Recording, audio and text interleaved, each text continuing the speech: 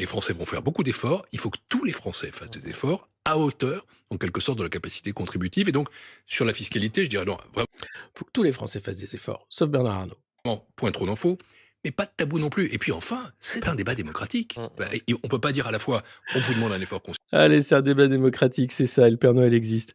Ah, ils sont géniaux quand même. Moi, je les adore parce que c'est vraiment des talents, hein. C'est la France des talents, c'est les mêmes. Alors ils sont de gauche, de droite, ni de gauche ni de droite, du centre, de l'extrême centre, tous les mêmes. Tous les mêmes, le même discours. C'est pas moi, c'est eux. C'est pas les Français, les efforts, un peu les Français, les efforts quand même. Les Français, on a l'impression que le Français, est une sorte de tribu primitive qui vit, de cueillette et de pêche, habillé en pagne, et qui ne fait rien de ses journées.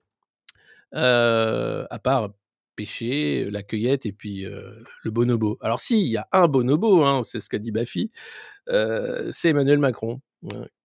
Mais, les autres par contre non, c'est monstrueux. Ce discours-là, je peux plus l'entendre. Enfin, vous avez face à vous les responsables du de la faillite française. Hem, Ils viennent expliquer que c'est pas eux. C'est pas leurs choix politiques qui ont créé cette déroute. C'est leurs choix politiques qui ont créé cette déroute. C'est le fait de refuser d'avoir des recettes fiscales de la part des ultra riches.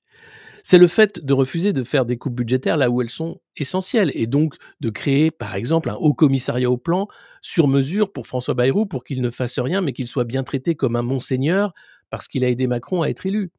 C'est Emmanuel Macron qui ment lors de la campagne en expliquant qu'il allait faire 60 milliards d'économies par an.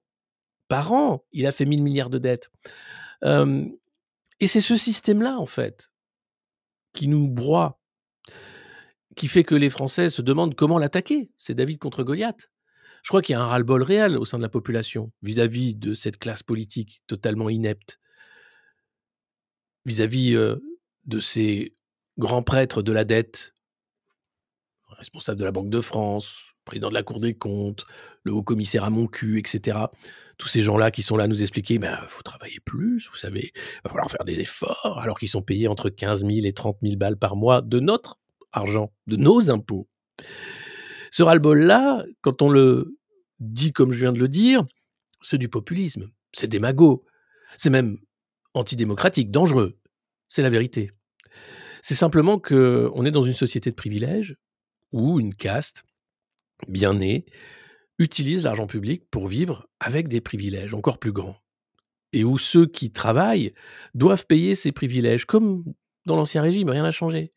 Et nous, on est censé accepter en disant: «Mais oui, c'est un contrat social», parce qu'on a l'hôpital. L'hôpital est en train de s'effondrer sous nos yeux. Parce qu'on a l'école. L'école, c'est un système à produire de l'échec. Parce qu'on a une police qui nous défend. Elle nous mutile lors de manifestations. Parce qu'on a une justice. Une quoi? Parce qu'on a un État fort qui se fait humilier par l'Algérie et qui veut maintenant faire la guerre à la Russie, alors qu'elle en a pas les moyens.